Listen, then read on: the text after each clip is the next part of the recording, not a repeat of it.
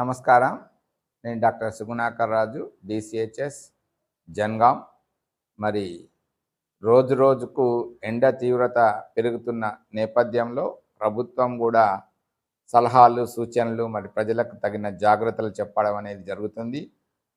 మామూలుగా ఈ యొక్క హీట్ స్ట్రోక్ మే నెల ప్రారంభం నుంచెల్లే మన తెలంగాణ ప్రాంతం మొత్తంలో కూడా మరి ముఖ్యంగా జనగామలో నిన్నటికి నిన్న 47 డిగ్రీల సెంటీగ్రేడ్ ఉష్ణోగ్రత నమోదు కావడం అందరినీ కూడా ఆశ్చర్యాన్ని కలిగించింది.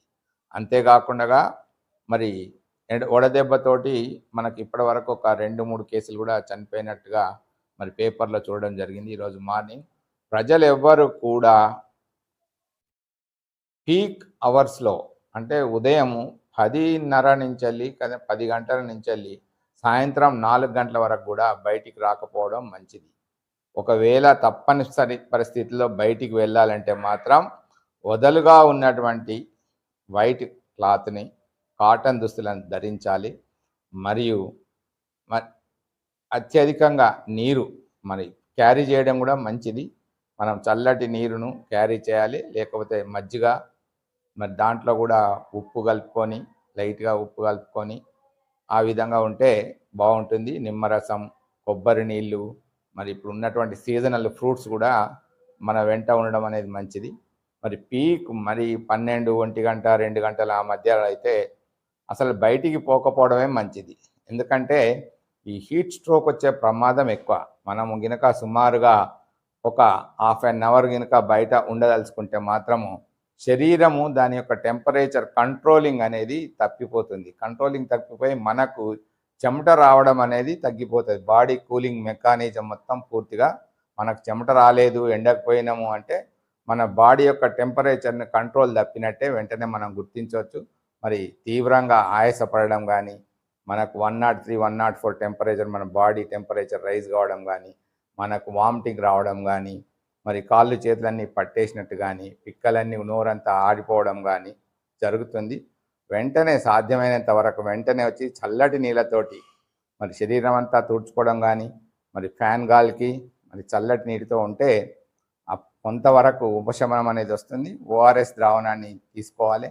మరి ప్రభుత్వం కూడా ప్రతి ఒక్క ప్రాథమిక ఆరోగ్య కేంద్రాలలో కానీ మరి సబ్ సెంటర్స్లో కూడా సరిపడా నిల్వ ఉన్నది. మరి ప్రజలు కూడా వాటిని తీసుకొని వాడుకోవచ్చు. ఇప్పుడు ఈ ఎండ విషయంలో ఆహారం ఏం తీసుకోవాలి? ద్రవ పదార్థాలే తీసుకోవడం మంచిది. అంటే ఇప్పుడున్నటువంటి పరిస్థితుల్లో అయితే దాదాపుగా సీజనల్ ఫ్రూట్స్ తీసుకోవాలి. మనకు చూసినట్టయితే ద్రాక్ష కానీ, వాటర్ మెలన్ కానీ, మనకి కీరా, దోస, ఏదైతే వాటర్ ఎక్కువ ఉండేటువంటి మనకు పైనాపిల్, ఇవన్నీ కూడా వాటర్ ఎక్కువగా ఉంటుంది వాటిలో. అవి తీసుకోవడం అనేది మంచిది. పిల్లలు ఎలాంటి జాగ్రత్తలు తీసుకోవాలి ఈ సమయంలో? మన పిల్లలు సరిగా వాటర్ తీసుకుంటున్నా లేదా, అంటే వాళ్ళకు హైడ్రేషన్ సరిగా ఉంటుందా లేదా, మరి పిల్లలకు వాళ్ళ యొక్క శరీరము చల్లగా ఉందా, లేకపోతే వేడి పడుతుందా, పొడి పడుతుందా, పొడిగా ఉంటుందా లేదా కూడా చూసుకోవాలి. ఒకవేళ దెబ్బ కొడితే వాళ్ళు వైద్యం వడదెబ్బ తగిలింది అనడానికి కారణం నేను చెప్పాను కదా ఇంతకుముందే మీకు. వడదెబ్బ తగిలింది అని అంటే మన శరీరం యొక్క చెమట రావడం అనేది తగ్గిపోతుంది, పూర్తిగా డ్రై అయిపోవడం జరుగుతుంది, కాళ్ళు చేతులన్నీ గుంజకపోవడం జరిగిపోతుంది. రెండవది శరీరం మడతలు పడుతుంటుంది, మనకు డ్రైగా ఉంటుంది అన్నట్టు, కన్ఫ్యూజన్.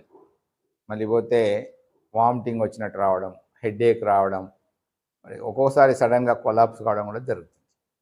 రైతులకు ఇచ్చే సూచనలు, ఎండలో బావి దగ్గర పనిచేస్తుంటారు కదా, వాళ్ళకి ఎలాంటి సూచనలు ఇస్తారు? పీక్ టైంలో చేయకపోవడమే మంచిది. ఈ పీక్ టైంలో మన శరీరము టెంపరేచర్ కంట్రోలింగ్ చేసుకునే సిస్టమ్ మొత్తం కూడా దెబ్బతినే అవకాశం ఉంటుంది. కాబట్టి మరి ప్రభుత్వ సూచనలు కూడా ఉన్నాయి. తప్పనిసరి పరిస్థితి అయితేనే పోవాలి. నీడకు పని చేసుకోవచ్చు కానీ ఎండకైతే పని చేయడం కుదరదు.